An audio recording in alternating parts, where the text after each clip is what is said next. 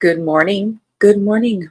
Welcome back to Bookeemonsters. My name is PK. It is Tuesday, June the 3rd. We are here to look at new releases that are published this week. On Tuesdays, we look at the darker side of mysteries. We look at crime fiction and thrillers. I hope you're having a good day. Quick announcements. I do have sprints tonight at 8 p.m. Eastern. They go for 2.5 hours. We do every Tuesday and Thursday evenings and Saturday afternoons for a total of 10 hours of your self-care time, whether it's reading, working on a project, whatever it is. I just provide the time, space, and ambiance. Good morning, Mary. She says, hello, everyone. Happy Tuesday. This is usually my favorite book reveal day since I love crime fiction. Me too. And thrillers. Hope the pickings are great. I have a recommendation for you. Mary says, I have my library volunteer day today. Oh, nice. I staff the Friends of the Library bookstore. The money we raise goes to help the library in a variety of ways, meet nice people, and are surrounded by books and people who love books. Kim says, good morning. And Helen, good afternoon. Hi, Helen. How are you doing?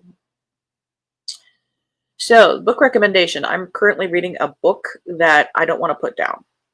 It is a time travel one, but not sci-fi. It's dealing with sort of a crime and different points of view, and I'm really, really liking it.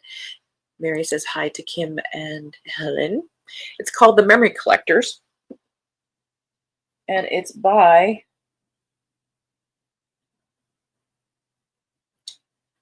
Deet Meserve. Yes, Deet Meserve. Really, so far, it's well done. I'm liking it. All right. And Kim says, hey, Mary.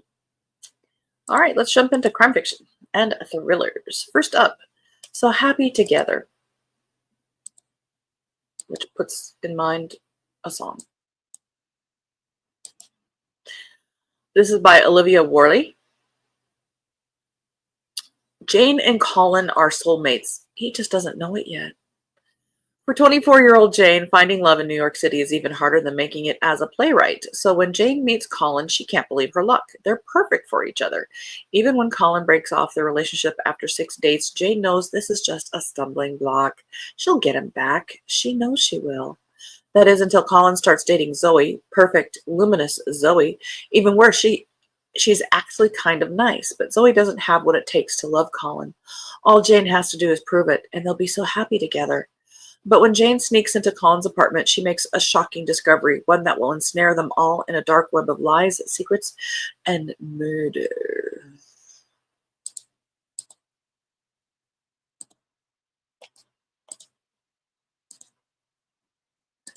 We don't talk about Carol. So I won't talk about Carol. We Don't Talk About Carol by Kristen L. Berry.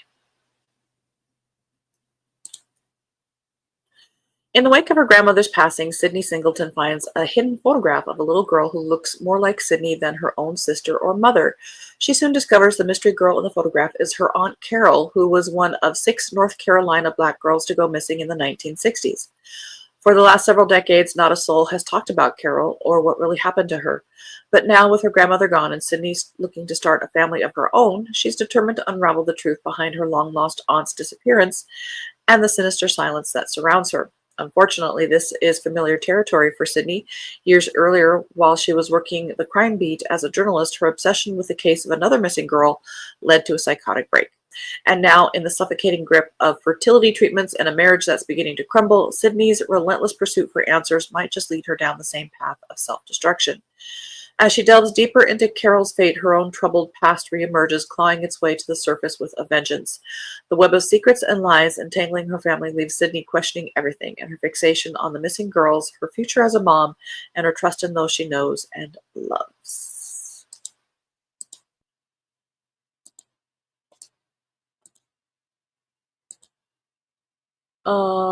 Here's a lovely title. Sister, Butcher, Sister. 3 sisters, 1 killer. Which one is she? The Rowling sisters have always been people you can understand, with partners and children, homes and dreams, and secrets. The sisters have those too. But when Kate, the eldest, finally returns to buy her late grandfather's home, the dark things each sister has kept buried soon rise to the surface. Is Kate having unexplained visions tied to a past she can hardly recall? Is Aurora, the married mother of two, finally acting out in the face of her sister's indiscretions? Is Peggy, the youngest and a recovering addict, able to move on from the memories that haunt her? And then there's she. She is one of them, but she is not like them at all. She is defined only by the carnage she lets the world see, the murders that have swept through their coastal community.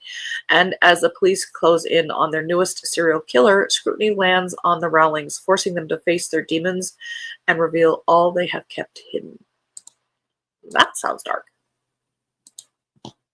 Yes, all crime fiction is dark, if they're not cozies, which, it's a really strange concept to think about it, but that seemed dark.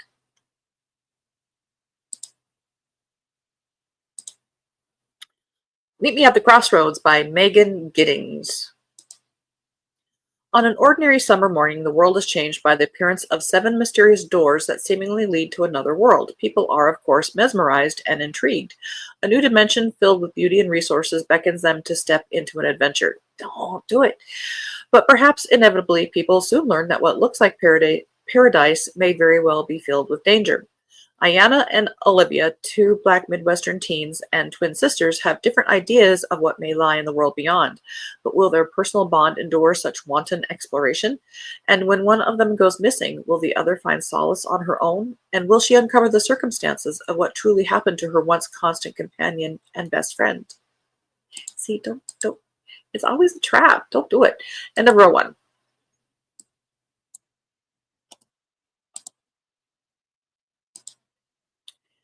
Dear Future Me by Deborah O'Connor. Whoa, sorry about that. And Kim says, I don't like dark books. Yeah, sometimes you have to be in the mood for them, and sometimes you're just never in that mood, which is why there's so many books for everybody. In 2003, Mr. Dandler's high school class got an assignment to write letters to their future selves. 20 years later, they received them in the mail. Upon opening them, the students are shocked to find that their envelopes contain old secrets that threaten to expose the truth about the tragic death of one of their classmates. And when one letter makes the beautiful and successful Miranda jump off a cliff to her death, the small community is rocked to its core. Stunned by what has happened and armed with a clue of her own, Miranda's best friend Audrey decides to track down her old classmates to get to the bottom of Miranda's death. And in doing so, she sets off a chain of events that could expose the truth not just about one untimely death, but 2. That's an interesting concept.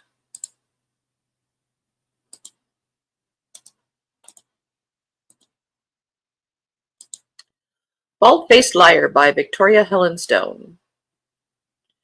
Traveling nurse Elizabeth May has a promising new home in Santa Cruz and another new identity. It's a pattern of reinvention for a woman escaping her traumatic childhood and hiding from the decades of notoriety and destruction that followed. Invisibility has kept Elizabeth safe until now. After all these years, someone sees her for who she is. Threat by threat, a vengeful stalker is dismantling Elizabeth's carefully constructed lifetime of lies, and no one in her temporary circle can be trusted. Not her fleeting new love interest, not the supportive friend she knows only from online forums, and certainly not the police. They've never been there for her. As fear sharpens to terror, Elizabeth soon discovers something about her past that even she didn't know. The revelation could finally set her on a path of healing and redemption. Or, now alone in the dark, it could be Elizabeth's worst nightmare.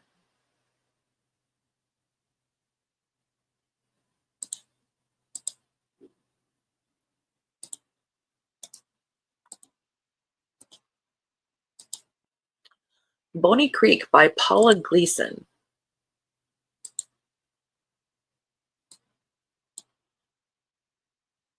Boney Creek is a dying town where not a lot happens. The perfect solution for married couple Addie and Toby, who are escaping their own personal tragedy. But a quiet and simple life is not exactly possible with so many recent strange deaths. 7 locals, all gone too soon. That's the nature of tragic accidents. And in a town this small, there's no room for too many questions. But Addie isn't so sure. Although she never followed through on her dreams of becoming a journalist, she still has a reporter's instincts. And her gut, not to mention all the small town gossip, is telling her that whatever's happening in Boney Creek is not as random as it seems.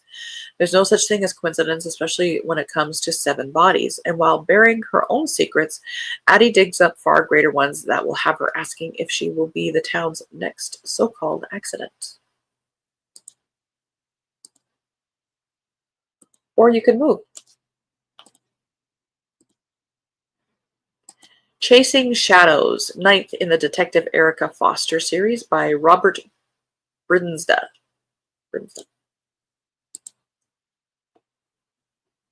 A collapsed ceiling, a dead body. What starts as a routine 999 call takes an unexpected twist when Detective Chief Inspector Erica Foster arrives on the scene and discovers the body of a woman in an empty flat with all DNA evidence scrubbed away. When forensics find cocaine residue coating every surface of the ceiling, Erica calls in the drug dogs, who lead her to a mysterious parcel locker on the outside wall of the property. Chasing down the locker's owner leads Erica back where she never expected to be, staring into the eyes of Jerome Goodman, the drug dealer who murdered her husband Mark 10 years ago. She arrests him on the spot, but there's just one problem. His passport and his solicitor say his name is Kieran Bagshaw and his record is squeaky clean. With top brass demanding she take leave to deal with her PTSD and even her closest colleagues questioning her sanity, Erica decides to use the time off to do some digging on her own. Trawling for clues through old newspapers, encrypted messages, and secret underground passageways, Erica makes a series of shocking discoveries that move Mark's murder from cold case to active investigation, all while flying under the Met's radar.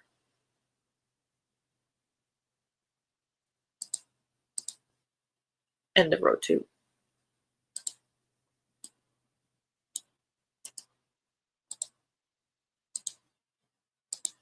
Flames of Anarchy by Jerry Borrowman.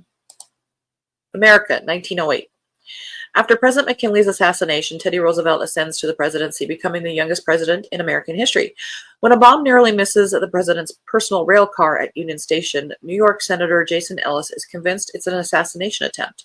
Yet no anarchist group claims responsibility. Could it be the work of a lone radical? Angel Casimir, an American Bolshevik living and working in the shadows, is frustrated by the failure of his bombing. When his boss issues him a new mission, one that could topple the entire American financial system, Casimir wonders if this could be his opportunity to finally get the recognition he feels he deserves. Pinkerton agent Andy Pettit, a childhood friend of Senator Ellis and his wife Patricia, is brought in to investigate. Despite the Pinkertons' efforts, they can't catch the elusive perpetrator behind these escalating attacks. The clock is ticking.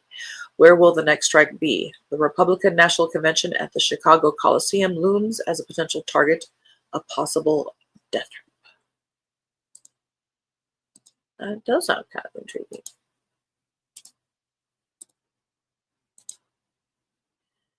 "50-50. Fitty-fitty. Oops. This is by Steve Kavanaugh, 5th in the Eddie Flynn series.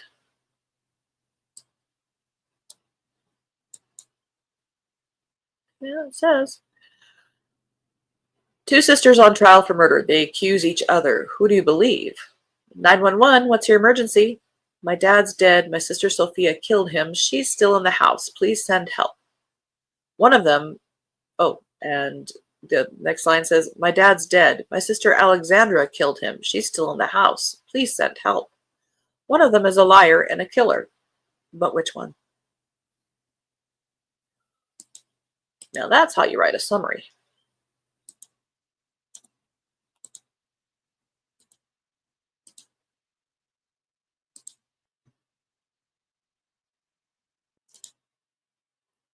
Good morning, Elena. How you doing? Oh, you're sick. Oh, I'm so sorry, honey. Are you taking care of yourself? Mary says, hi, Elena. Hope hear you're sick. Hope you feel much better soon. Oh, yeah.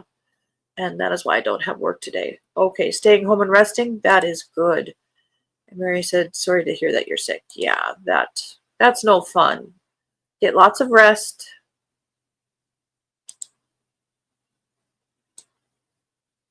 Sending you good healing vibes. No Lie Lasts Forever by Mark Stevens. It says Zodiac with a terrifying twist. Oh, lovely. When a reporter dies in a shockingly familiar way, the media rushes to announce the return of the PDQ killer. The city of Denver reels, but no one more than Harry Kugel. After all, he is the PDQ killer, or was 15 years ago, and he didn't do this. Still working to reform his ways, Harry won't let some amateur murderer ride his twisted coattails and risk drawing the police back his way. To protect his legacy and quiet new life, he'll have to expose the copycat without exposing himself. Disgraced TV journalist Flynn Martin holds the key. After a botched hostage situation, she'll do anything to revive her dying career, even hunt down a monster who executed one of her own. Harry must convince Flynn to follow him into the heady world of a killer, but with the law closing in and a rival at large, he starts to feel the familiar pull of old urges. ...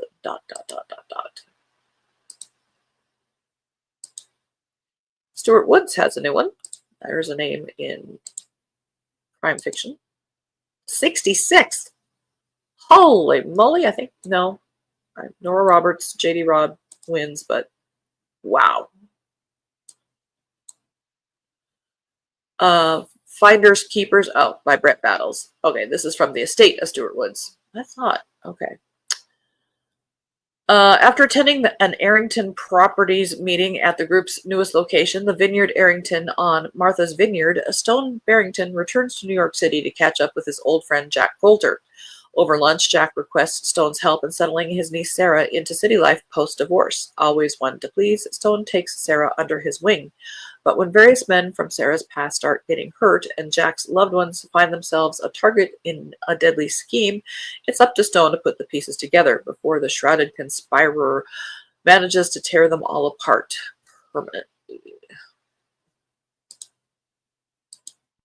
End of that road.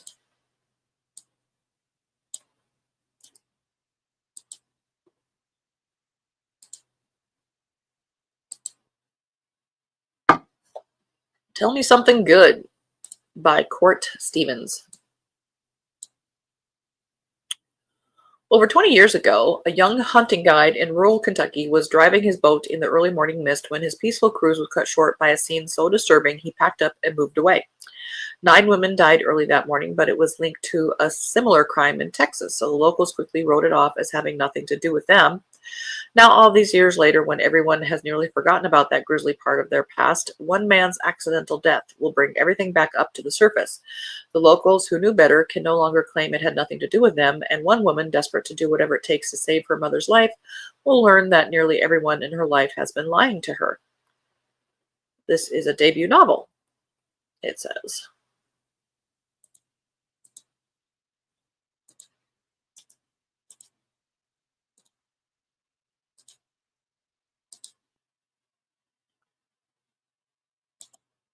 And Elena said, thank you to Mary. The Expat Affair by Kimberly Bell.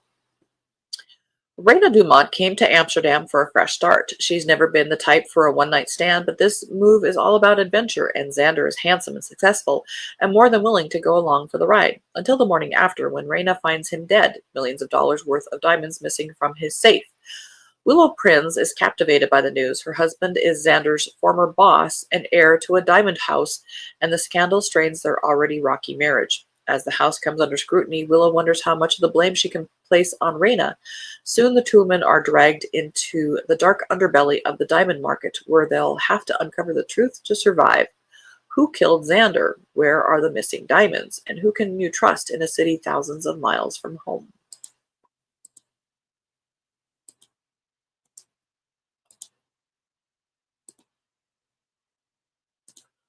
Ghostwriter. Let's go on the Kindle version so it's straight on. Here we go. By Julie Clark. June 1975. The Taylor family shatters in a single night when 2 teenage siblings are found dead in their own home. The only surviving sibling, Vincent, never shakes the whispers and accusations that he was the one who killed them. Decades later, the legend only grows as his career as a horror writer skyrockets. Ghostwriter Olivia Dumont has spent her entire professional life hiding the fact that she is the only child of Vincent Taylor. Now on the brink of financial ruin, she's offered a job to ghostwrite her father's last book. What she doesn't know, though, is that this project is another one of his lies, because it's not another horror novel he wants to write. After 50 years of silence, Vincent Taylor is finally ready to talk about what really happened that night in 1975. Interesting. Light Runner by Ali Walker.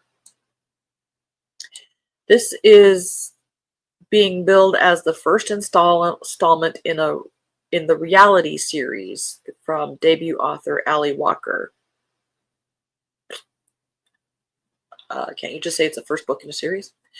Things aren't as they appear to be at Bainbridge Psychiatric Hospital. Decorated war hero and politician Captain Oliver Haskell has voluntarily committed himself following the murder of his wife, scientist Hannah Haskell, in the parking lot of her workplace, Wellglad Pharmaceuticals. His case is assigned to Dr. Ella Kramer, a young psychiatrist just out of her residency with a troubled past of her own. After interviewing the captain, Ella starts to listen to her other patients at Bainbridge who seem to be operating in another reality altogether. But it is when their reality bleeds into Captain Haskell's that Ella is forced to choose between the two worlds and learn to trust her gut about what really happened to Hannah Haskell that night. Detective Paul Moran, who is investigating the murder, smells a rat, or perhaps in this case, a rabbit, as he attempts to unravel what has taken place and a strange connection to the hospital's patients. End of that row. We're going to work our way backwards here because we are out of time. Women Like Us by Katja Leaf. Joni Ackerman is tired of being invisible. It's been 5 years since Joni Ackerman tipped the antifreeze into her husband's cocktail. 5 years since he was found dead on the stairs. 5 years since she got away with murder. At first, Joni feared the consequences of her transgression, but she's learned to embrace the power of recklessness in a way she would have hated to see in anyone else. It was that recklessness, after all, that took her to this rewarding new life. Joni now runs Sunny Day Productions alongside her daughter Chris and her best friend Val. All is well in life and work until one day their balance is rocked when an unexpected and unwelcome visitor appears. When Joni's brother Mark resurfaces after a 20-year estrangement, Joni braces for the sibling she knew, a cruel, vindictive con man who deftly switched between personas. But this Mark on her doorstep is different. He's older, softer, and he seems to have overcome the self-inflicted traumas of his past. But Val isn't fooled. She knows exactly what sort of man Mark is, and she warns Joni to keep her guard up. When Mark inevitably betrays Joni's trust, Joni is forced to look inward. As dark thoughts and darker compulsions take form, Joni can't help but wonder, is psychopathy a family trait? Well, sure. All right, that is all we have time for today. Elena says she's reading Game of Thrones. Oh, I love that book by George R.R. Martin. Have you read it before, or is this your first time? I love that book.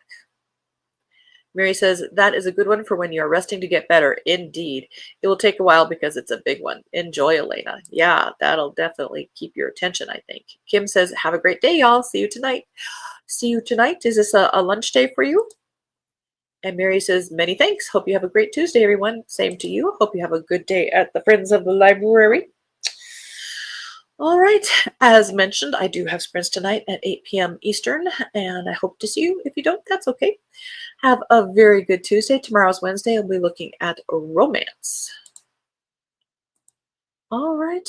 Please take care. You guys are in my heart. Elena, get better. Get lots of rest. And as the banner says here, don't be a bookworm, be a bookie monster. Nom nom nom. Have a good day. God bless.